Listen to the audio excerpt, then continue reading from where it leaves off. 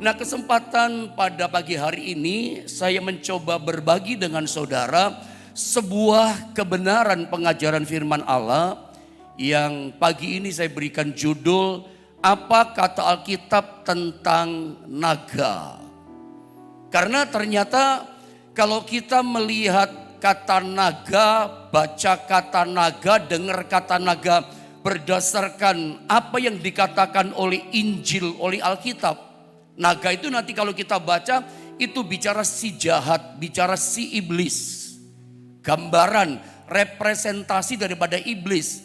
Tapi ternyata dalam sastra budaya Tiongkok, naga bukan bicara si jahat gitu. Jadi kalau kita pakai tafsir Alkitab, pandangan Alkitab, lalu kita pakai menyerang naga yang ada di Tiongkok sana yang menjadi satu kepercayaan, satu hal yang dihidupi, dihayati oleh orang Tiongkok sebagai satu spirit yang ilahi gitu. Naga di sana itu bicara tentang perlindungan.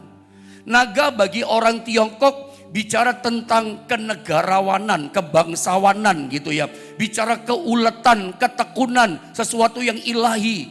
Bahkan yang namanya long atau naga bagi orang Tiongkok itu bicara prosperity.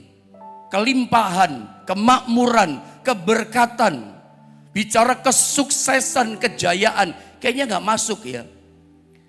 Kalau kita pakai tafsir Alkitab, cara pada Alkitab, langsung kita serang begitu, yang timbul kebencian. Saya tidak ingin Anda jadi orang Kristen, setelahnya jadi Kristen, setelahnya Anda ini percaya kepada Tuhan Yesus, lalu Anda jadi picik, jadi sempit kita. Harusnya setelah kita jadi orang Kristen, percaya pada Yesus, juru selamat yang tinggal dalam hidup kita, juru selamat Tuhan penolong yang luar biasa gitu.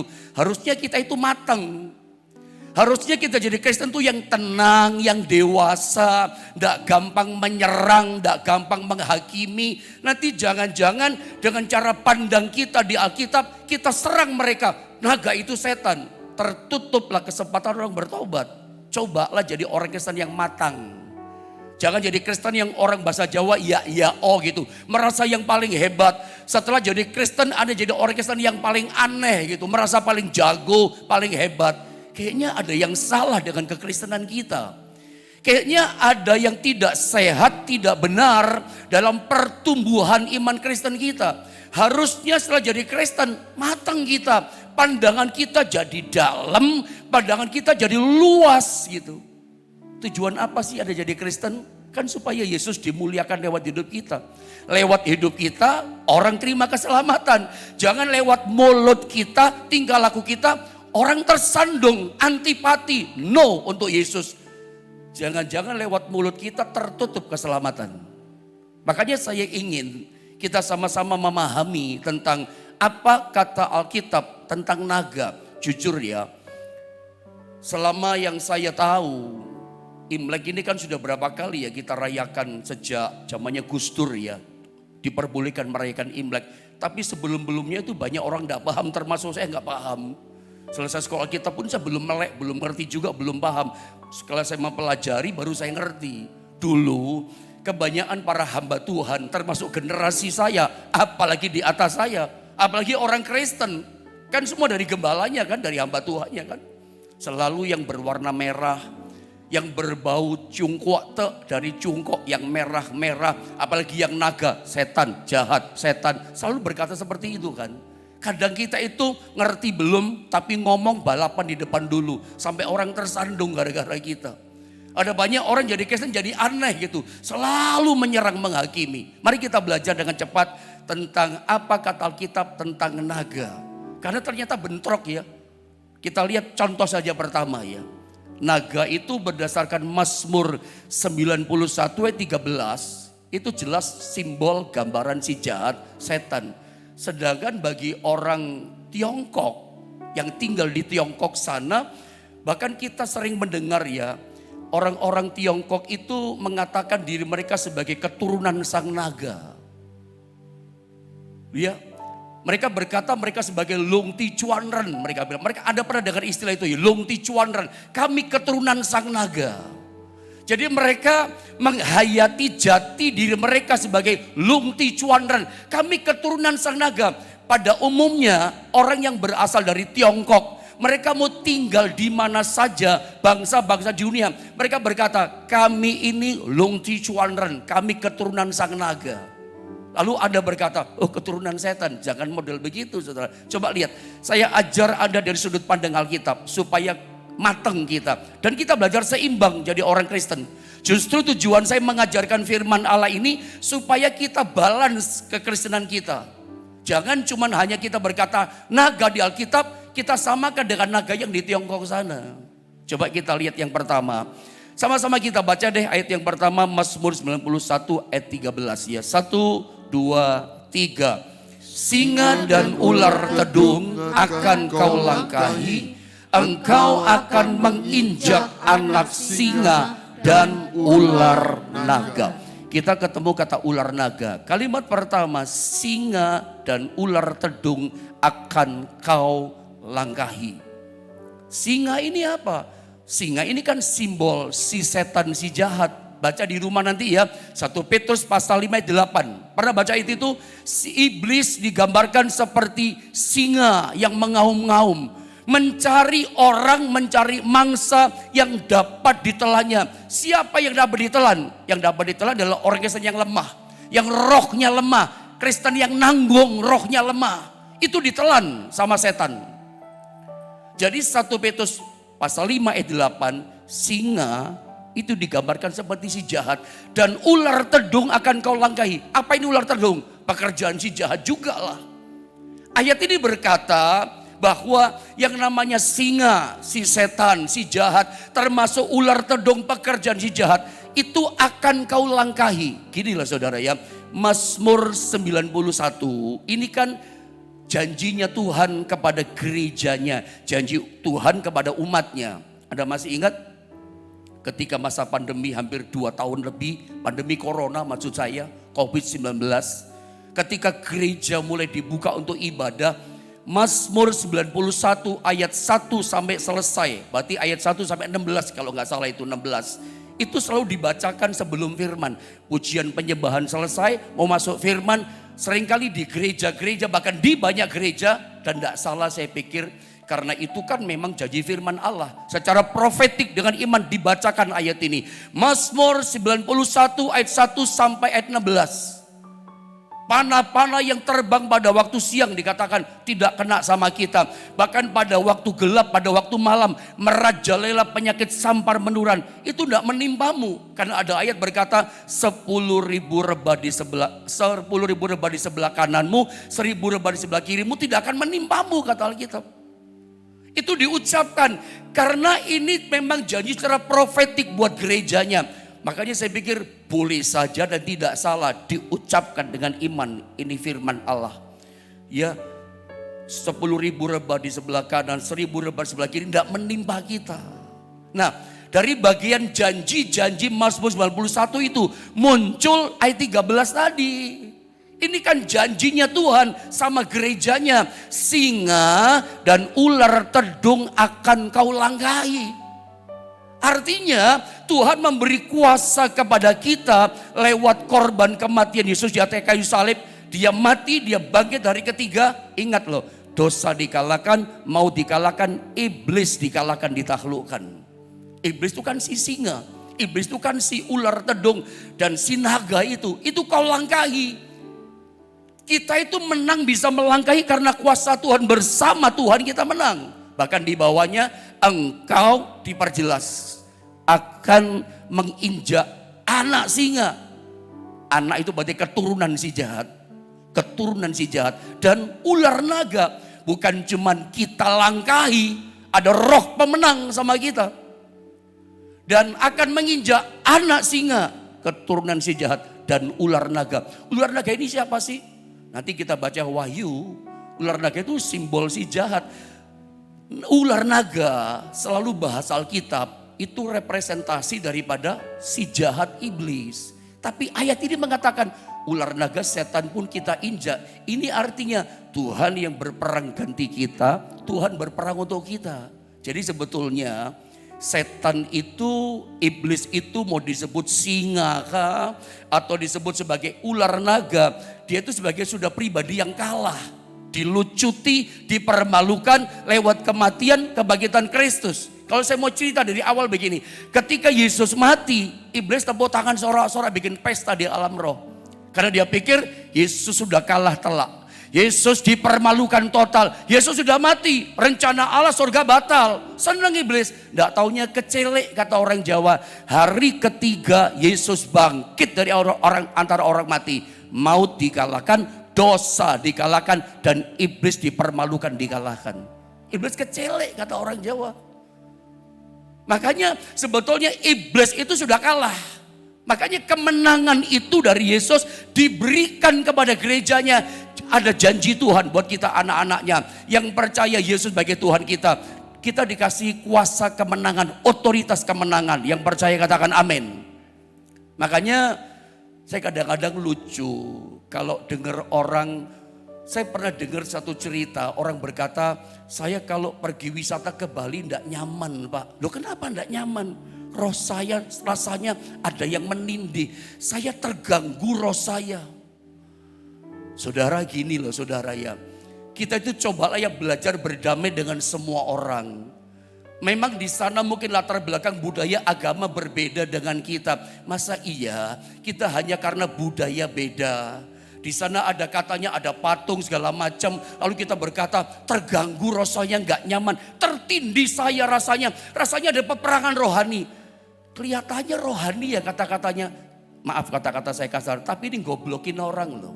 Apalagi kalau hamba Tuhan ngajari gitu. Itu sedang pembodohan kepada umat loh. Apa Anda mau mengatakan roh dalam diri kita itu lemah? Loh iya loh saya ngomong terus terang loh. Kadang saya kalau dengar orang ngomong begini ini bagaimana sih maksudnya? Saya selalu mengajarkan kepada jemaat yang saya layani. Roh dalam diri kita itu roh yang perkasa. Roh pemenang. Kuasanya, kekuatannya lebih besar dari segala kekuatan ada dalam dunia ini. Masa hanya karena masuk daerah wisata yang terkenal dengan Pulau Dewata, roh saya tertindih. Oh lucu ya gitu. Ada yang mengatakan patung Liberty itu berhala. Loh itu kan monumen, boleh-boleh saja. Liberty itu kan monumen kebebasan, kemerdekaan, libertas daripada Amerika.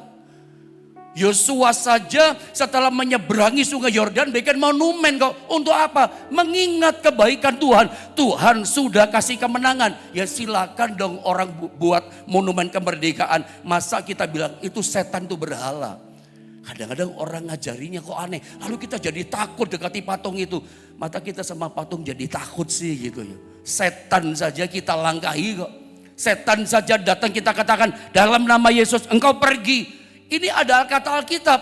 Karena kuasa Tuhan, setan, si naga, si ular itu kita langkahi. Bahkan kita injek anak singa dan ular naga. Nah ini ayatnya loh. Ini janji Tuhan buat kita gerejanya. Roh kuasa dalam diri kita itu perkasa. Saya tidak ingin Anda punya mentalitas, orang yang mentalitas yang lemah.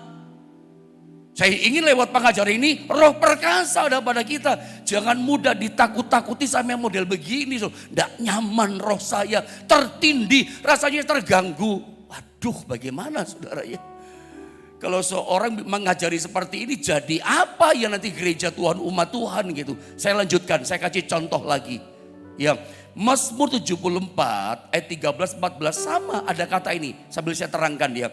Engkaulah yang membelah laut dengan kekuatanmu, yang memecahkan kepala ular-ular naga di atas muka air. Ini Tuhan sendiri yang mengalahkan ular-ular naga yang muncul dari mana? Dari muka air. Makanya kata naga di sini dalam teks asli bahasa Ibrani maksudnya dari kata tanin. Tanin itu artinya adalah monster besar yang keluar dari air laut. Makhluk besar atau tepatnya naga yang keluar dari air gitu. Makanya dikatakan Allah sendiri yang memecahkan kepala dari ular naga di atas muka air. Karena ini tanin. Nanti dalam Wahyu pun dia keluar juga dari air kan itu. Naga yang kepala 7 tanduk 10 itu. Iya kan? Terus saya baca ayat 14. Engkaulah yang meremukkan, tadi memecahkan. Sekarang engkaulah Tuhan sendiri yang meremukkan kepala-kepala Lewiatan. Kita ketemu kata Lewiatan. Orang Kristen tahun 70-an, tahun 80-an itu ngerti kata Lewiatan. Karena bapak-bapak rohani kita yang senior itu suka memakai kata setan, si iblis, si jahat dengan kata si Lewiatan. Lewiatan itu si jahat, si iblis. Si ular naga tua itu loh. Saya lanjutkan ya. Yang memberikannya menjadi makanan penghuni-penghuni padang belantara. Jadi Tuhan sendiri kata 13-14 dalam Mazmur 74 yang memecahkan kepala ular naga yang ada di air tadi. Memang munculnya dari situ. Dan engkaulah yang meremukkan kepala-kepala Lewiatan. Si ular naga itu. Lewiatan sama dengan si ular naga. Si jahat, si iblis. Bahasa aslinya pakai kata Lewiatan atau tanin. Jadi masih ada juga ayat yang lain menunjukkan. Saya coba tunjukkan. Ini loh contoh-contohnya. Sebelum saya jelaskan yang lain. Lihat dalam Yesaya pasal 51 ayat 9 saudara ya. Ini ada kata keturunan. Mari kita lihat di sini. Yesaya 51 9. Berjaga, terjagalah. Kenakanlah kekuatan hai tangan Tuhan. Terjagalah seperti pada zaman purbakala, pada zaman keturunan yang dahulu kala. Bukankah engkau yang meremukkan Rahab, yang menikam naga sampai mati? Ini pun Allah sendiri yang tadi cara Allah diremukkan kepala ular naga, dipecahkan kepala ular naga. Sekarang Tuhan sendiri yang berperang. Tuhan sendiri dikatakan yang menikam naga itu sampai mati. Jadi kita ketemu saudara ya. Ternyata di Alkitab itu ada banyak catatan informasi tentang ular naga. Dan Tuhan berperang sendiri. Karena Lewiatan, tanin, ular naga. Ini gambaran daripada si jahat musuhnya Allah. Itulah iblis. Itu ditikam naga itu sampai mati. Saya tunjukkan beberapa contoh lagi sama saudara. Dalam Yesaya 14 ayat 29. Perhatikan ayat ini. Janganlah bersukaria hai segenap Filistia. Karena lihat, walaupun gak ada orang memukul engkau sudah patah. Ada kata keturunan. Tetapi dari keturunan ular itu, keturunan si jahat itu, akan keluar ular beludak. Dan ada istilah ular naga terbang. Dan anaknya, keturunannya akan menjadi ular naga terbang. Keturunan si jahat disebut sebagai ular naga terbang. Jadi ada ternyata orang-orang jahat, keturunan si jahat, manusia-manusia jahat karena pekerjaan si jahat, benih si jahat. Itu dikatakan itu keturunan anaknya si ular naga terbang. Jadi ular naga terbang itu sebetulnya istilah untuk orang-orang yang kelakuannya jahat. Di Alkitab itu ada contoh. Orang yang kelakuannya sangat bejat, sangat sadis, sangat jahat. Misalnya Nebukadnezar. Itu disebut sebagai naga dia. Coba lihat Yeremia. Nabi Yeremia itu nabi yang ditawan di Babel. Ditangkap sama Nebukadnezar. Disiksa si nabi. Dibikin sengsara, dianiaya, dikerangkeng, tidak bisa kemana-mana. Sampai sang Nabi Yesaya berkata seperti ini tentang kelakuan si jahat Nebukadnezar. Lihat Yeremia 52 ayat 34. Ini benih keturunan si jahat Nebukadnezar. Aku dimakan habis, kata Yeremia. Dihamburkan oleh Nebukadnezar, Raja Babel. Apa katanya? Diletakkan seperti mangkok. Kayak panci yang besar, yang kosong. Ia menelan aku, ia itu Nebukadnezar, seperti ular naga. Jahatnya Nebukadnezar, sadisnya raja ini kayak ular naga, kata Yeremia.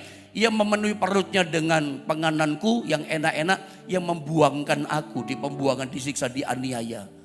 Firman Allah kasih informasi sama kita bahwa yang namanya Nebukadnezar itu dikatakan kejahatannya dia kayak ular naga. Jadi naga itu adalah gambaran daripada si jahat, tapi sekaligus perbuatan dari kejahatan. Ada tahu si jahat ular naga yang namanya Nebukadnezar. Itu saking sombongnya, sadisnya, jahatnya dia, saudara ya. Saking sombong merasa diri hebat, paling hebat. Satu kali Tuhan hukum dia kan. Dia merasa dia kayak Allah. Orang harus nyembah dia. Ya gak maulah Nabi Yeremia. Gak maulah umat Tuhan di Babel. Bagi orang Israel di tanah Babel, sekali Tuhan ya tetap Tuhan, gak mau menyembah berhala. Gak mau mereka menyembah yang namanya dewa-dewa yang lain. Suruh nyembah Nebukadnezar, mereka menolak.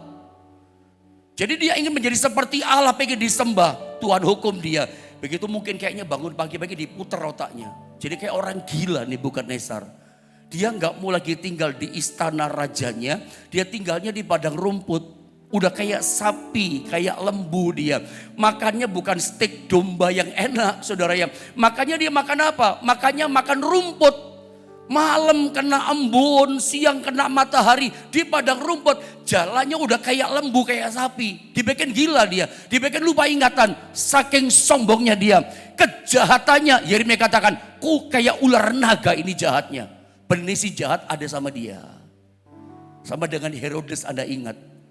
Herodes pun pernah ditamparkan sama Tuhan lewat malaikatnya. Mati dimakan cacing. Kenapa? Sombongnya kayak ular naga dia. Kayak si jahat. Dia berkata, ketika dia pidato berkata kepada rakyat. Perkataan ini bukan perkataan manusia. Suaraku ini perkataan Allah. Langsung ditampar sama Tuhan. Mati dimakan cacing. Perbuatannya si jahat kayak ular naga. Sama dengan yang namanya Nebukadnezar. Saya coba bawa saudara masuk di perjanjian baru tentang ular naga ini. Nanti ujungnya ular naga itu ya muncul. Yang munculnya di kitab Kejadian yang datang sama Hawa. Mari lihat ya, Wahyu pasal 12 ayat 3. Nanti ada satu ayat lagi, Wahyu pasal 20 ya, siapkan. Maka tampaklah suatu tanda yang lain di langit. Perhatikan, ini yang saya katakan tadi ya. Lihatlah seekor naga merah padam yang besar, berkepala 7 dan bertanduk 10, dan di atas kepalanya ada 7 mahkota. Alkitab bersaksi kepada kita, naga di sini tanin tadi, makhluk yang besar, monster yang besar, itulah naga yang keluar dari air. Kepalanya 7, tanduknya 10. Mari perhatikan dalam ayat ini. Ya, nanti disebut, diterangkan dalam Wahyu pasal 20 ayat yang kedua. Perhatikan, siapa ini si ular ini? Lihat ya, mari sama-sama kita baca supaya dapat pemahaman yang bagus tentang naga di sini. Ayat yang kedua, 1, 2, dan 3. Ia menangkap naga, si ular tua itu, yaitu iblis dan Satan, dan ia mengikatnya 1000 tahun lamanya. Tahun 2024 ini, Imlek ini, Sinche ini kan disebut tahun naga kan. Kalau nggak salah naga kan ini, Liong Lung hari ini tahunnya. Nah, naga itu dalam versinya Alkitab. Kalau kita baca dalam pandangan Alkitab, naga itu adalah si ular tua. Jadi kalau Anda tanya, apa itu si naga? Alkitab menerjemahkan si naga, si ular naga itu disebut dengan istilah si ular tua, yaitu iblis dan Satan atau setan. Jadi naga di sini bahasanya kitab Wahyu si ular tua. Ular tua bagaimana maksudnya? Ular tua inilah yang nongol pertama di Taman Eden, yang menggoda Hawa. Jadi pada waktu itu si iblis nggak datang dengan wajah yang menakutkan kepada Hawa, tapi dia datang karena iblis itu kan roh, dia butuh tubuh. Manusianya masih Adam sama Hawa. Makanya dia datangnya yang dipakai makhluk yang paling hebat waktu itu ya si ular ini. Si ular tua itu yang disebut naga, si ular tua.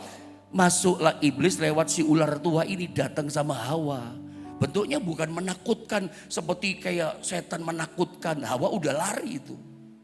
Sama dengan peristiwa Yesus ketika digoda di padang gurun. Yesus itu kan anak Allah.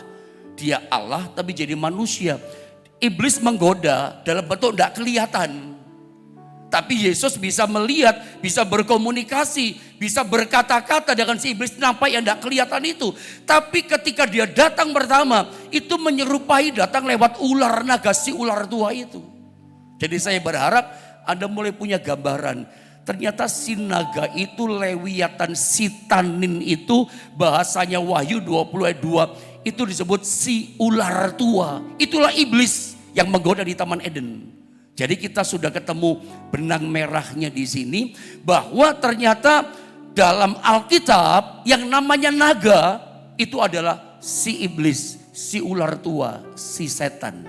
Sekarang dengan cepat saya bawa saudara pada pemahaman ini. Lalu pertanyaannya begini, apakah naga di Tiongkok kuno sana, dalam budaya, dalam sastranya orang Tiongkok di sana, itu adalah simbol dari kejahatan atau iblis? Sama enggak dengan pandangan Alkitab? Tentu saja beda. Coba Anda lihat dalam gambar ini berikutnya. Naga, saudara, dalam pandangan orang-orang Tiongkok di sana, seperti saya katakan tadi, naga itu bicara tentang sesuatu yang ilahi buat mereka. Bahkan mereka itu bisa menghayati jati diri mereka sebagai kami ini keturunan sang naga.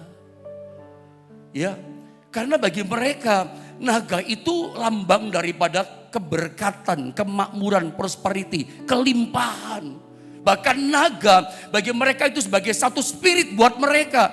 Kalau mereka berkata kami keturunan naga, karena naga itu satu spirit buat mereka. Spirit bagaimana? Spirit satu kepahlawanan, keberanian, keuletan, ketekunan. Makanya kalau mereka hadapi kesulitan, hadapi jalan buntu, kesukaran, bagaimana bisa sukses, bagaimana bisa prosperity, makmur dan jaya. Spirit naga ini ada pada mereka. Ulet. Makanya orang Cina di Tiongkok atau orang Chinese yang ada di seantero dunia ini, mereka itu ulet. Spiritnya ini loh. Apakah sama dengan naga di Alkitab? Beda. Kan saya udah jelaskan beda. Gini saudara ya, kalau Anda pernah baca buku ini, ada beberapa orang berkata, oh naga itu setan, disamakan. Saya harap sih Anda mungkin tidak ketemu buku ini ya. Tapi saya coba perkenalkan, seandainya ketemu jangan salah gitu. Ada buku yang judulnya Imlek dan Alkitab. Saya ada baca saya itu namanya. Tapi buku ini kan dijual. Jadi nggak salah kalau saya tulis namanya, memang bukunya bentuknya begitu. Itu penulisnya, seorang pendeta namanya itu. Dan dipopulerkan buku ini oleh seorang penginjil yang top di Indonesia.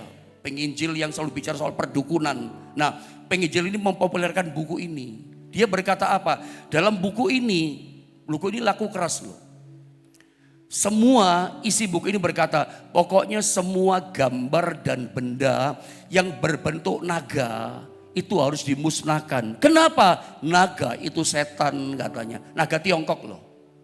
Naga yang ada di sana itu setan. Padahal sebetulnya bagi orang Tiongkok, naga itu bukan setan, bukan si jahat, bukan si iblis yang membawa bencana, kejahatan, kehancuran. Bagi orang Tiongkok, saya ulang, naga, liong atau long itu bagi mereka itu spirit ilahi, makhluk rohani buat mereka yang membawa mereka gini loh. Punya keberanian, punya ketekunan, punya keulatan, pantang menyerah. Makanya bagi mereka naga itu, long itu bicara apa? Prosperity, bisa makmur, bisa kaya, bisa sukses. Walaupun lewat kemiskinan, lewati hadangan masalah. Mereka punya spirit naga. Kami keturunan naga, gak menyerah.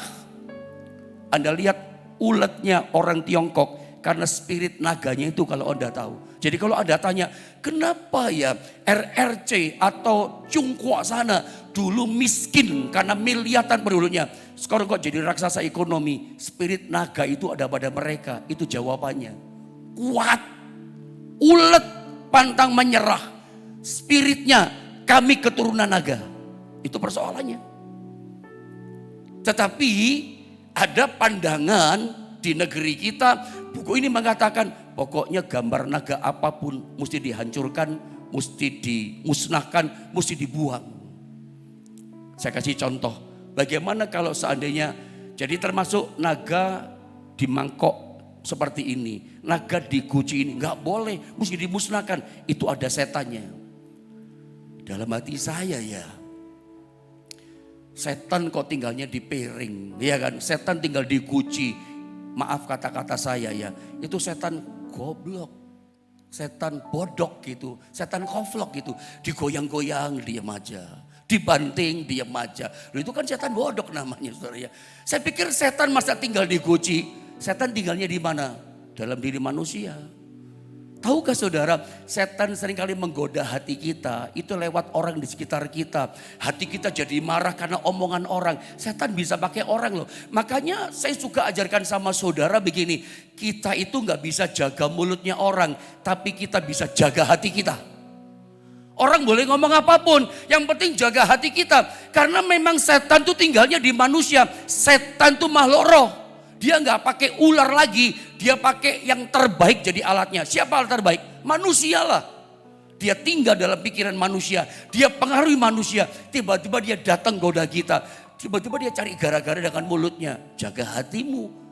Setan bisa datang menggoda kita, makin kita jatuh lewat orang-orang di sekitar kita. Setan itu pakai manusia sekarang. Setan bukan tinggalnya di gambar Gucci. Makanya kadang-kadang dulu pun saya seperti itu. Dulu saya seperti itu. Saya coba seimbangkan. Coba kita ikuti waktu sebentar supaya Anda bisa mengerti, memahami seimbang ya. Dulu pun saya sama. Begitu lihat, Gucci ini ada naga. Setan itu mesti dibakar. Ada gambar apa? Naganya Tiongkok lah ya. Kalau naganya Alkitab, bedakan naganya beda ya. Bedakan itu ya. Kalau naga itu setan, ya setan. Tapi kalau naga dalam filosofi sastranya orang Tiongkok, itu pelindungnya mereka. Itu prosperity-nya mereka. Makhluk ilahi buat mereka jadi spirit yang dihayati mereka. Kalau kita berkata sama mereka, naga itu setan, ngamuk loh mereka. Benci sama kita, tertutup hatinya untuk Tuhan. Coba lihat gambar uang, ini dolar 1000-nya Hong Kong.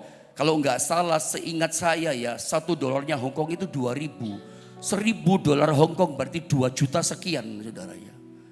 Orang seringkali berkata gini, ini dihancurkan Gucci-nya, piringnya ada gambar naganya. Tapi begitu, mau nggak duit 1000 dolar Hong Kong? Oh mau, sini disimpan. Ada nyimpan uang setan itu saudara ya. Selalu orang berkata, setan. Nah itu ada gambarnya naga juga di situ. Naganya dari Tiongkok juga. Apakah itu setan? Nggak adil dong namanya itu. Gucinya dipecahin, di piringnya dipecahin. Katanya setan tinggal di piring. Lah di uang ini apakah tinggal setan? Oh enggak Pak, ini uang Pak, 2 juta lebih. Enggak adil dong namanya itu saudara ya. Gucinya dihancurin, uangnya diterima. Saya coba seimbangkan. Saya pikir enggak usah dibaca ayatnya, lihat. Iblis itu juga digambarkan seperti singa mengaum. Coba adil. Kenapa orang berkata, singa, naga itu si jahat. Oke, kalau kita dalam Alkitab kita ngerti naga itu simbol si jahat. Bagaimana dengan singa? Singa itu di Alkitab gambaran daripada si jahat juga. Dia singa yang mengaum-ngaum, cari mangsa yang dapat ditelannya. Tapi kenapa ada banyak orang hobi kaosnya gambarnya singa. Di rumahnya gede gambar singa. Loh Pak, Yesus kan digambarkan Lion of Judah Pak, singa dari Yehuda. Tapi di Alkitab dikatakan singa juga digambarkan si iblis. Atau saya kasih gambaran begini, burung. Lihat Matius 13 ayat 4 sampai 19 dan 19. Itu benih firman gak bisa tumbuh. Kenapa? Begitu tertabur datang burung-burung. Saya baca 19 ya. Kepada setiap orang yang mendengar firman tentang kerajaan sorga. Benih ditabur tetapi tidak mengertinya. Kenapa? Datanglah si jahat. Ayat 4 itu si burung yang datang merampas benih itu. Burung itu siapa? Si jahat, si iblis ambil rampas. Dengan kata lain Matius 13 ya, burung itu ternyata digambarkan si jahat, si iblis, si setan itu. Lo mesti adil. Jangan cuman alergi, jangan cuman berkata haram itu naga. Loh yang jadi sasaran kok cuma naga saja. Anda gak ada adil, gak seimbang itu namanya. Kalau Anda hanya berkata gak suka sama naga si jahat. Bagaimana dengan burung? Yang menulis buku tadi, dia mengatakan naga itu ular si jahat, si iblis. Tapi burung dia tahu si jahat, tapi dia hobi pelihara burung di rumahnya. Termasuk penginjil itu suka pelihara burung di rumahnya. Nggak seimbang, nggak adil dong. Karena ternyata burung pun gambaran si jahat. Tapi kenapa yang dimusuhin cuma si naga saja? Saya setuju. Kalau naga di Alkitab nggak usah diotak-atik. Memang itu simbol si jahat. Tapi kita bicara naga dalam budaya Tiongkok. Makanya jangan sampai orang tersandung karena mulut kita. Bahkan saya tunjukkan satu ayat lagi karena waktu terbatas. Lihat ya, serigala. Herodes dalam Yohanes 10 dan 12, Lukas 13, 32, kejahatannya dia, saudara ya, sombongnya dia, itu digambarkan seperti serigala. Atau mungkin saya baca sedikit ini ayat ya, atau saya baca ya supaya nangkep ya, sambung langsung ya. Sedangkan seorang upahan yang bukan gembala dan yang bukan pemilik domba-domba itu sendiri, ketika melihat serigala datang, meninggalkan domba-domba itu lalu lari. Sehingga serigala itu menerkam dan mencerai-beraikan domba-domba itu. Jawab Yesus kepada mereka, pergilah katakan kepada si serigala itu. Siapa dia? Herodes. Aku mengusir setan dan menyembuhkan orang dan seterusnya. Yesus katakan Herodes yang jahat, yang kejam, yang sadis itu adalah serigala. Serigala anjing itu juga simbol si jahat.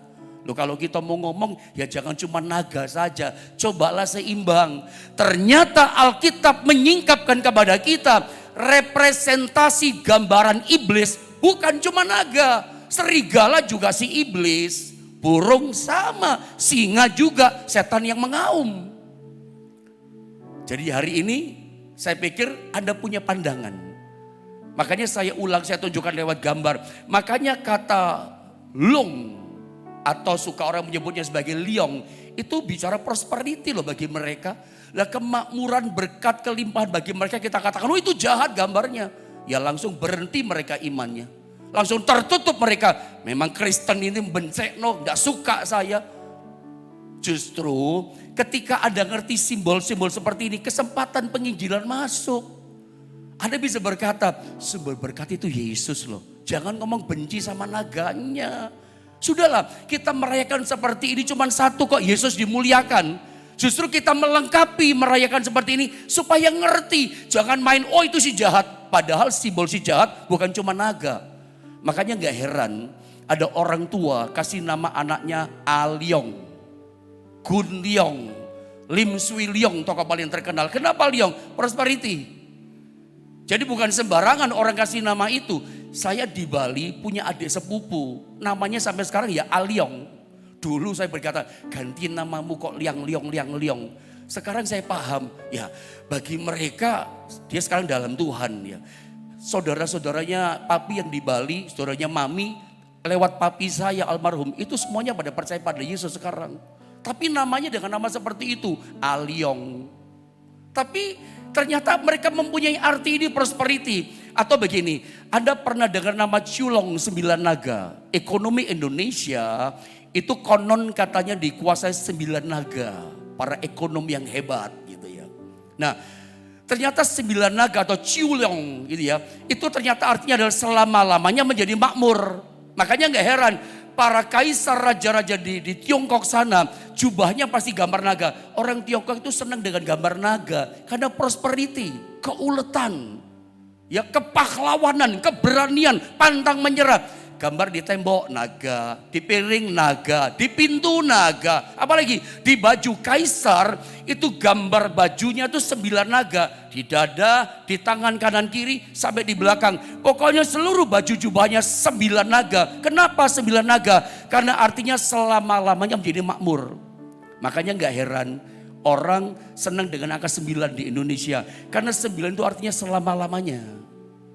Istana Kaisar di Beijing konon katanya 9.999 kamarnya. Kenapa? Karena 999 ciu itu selama-lamanya sampai 4 kali. Terus makmur saudara ya. Kenapa gak beli 10.000? 10.000 itu gambaran sorga, kehidupan kekal. Gak berani mereka. Makanya konon katanya kamarnya 9. Karena waktu terbatas. Saya gak bicara lebih lanjut lagi. Tapi paling tidak lewat kita merayakan ini selalu saya katakan yang penting gini. Yesus dimuliakan. Bagi kita sekali Yesus tetap Yesus. Ya, tujuan merayakan seperti ini, saudara, ibadah seperti ini. Kita semakin ngerti, semakin ingat. Yesus itu ternyata sumber berkat kita. Pelindung itu siapa kita? Pelindung kita, juru selamat kita cuma Yesus. Justru enak kita neranginya. Jangan main setan segala macam. Berhenti imannya orang. Antipati sama kita. Justru lewat penginjilan seperti ini kita semakin tahu bahwa ternyata juru selamat, sumber kemenangan, pantang menyerah. Kenapa sih kita pantang menyerah hadapi masalah? Karena kita punya Yesus Tuhan yang luar biasa dalam hidup kita.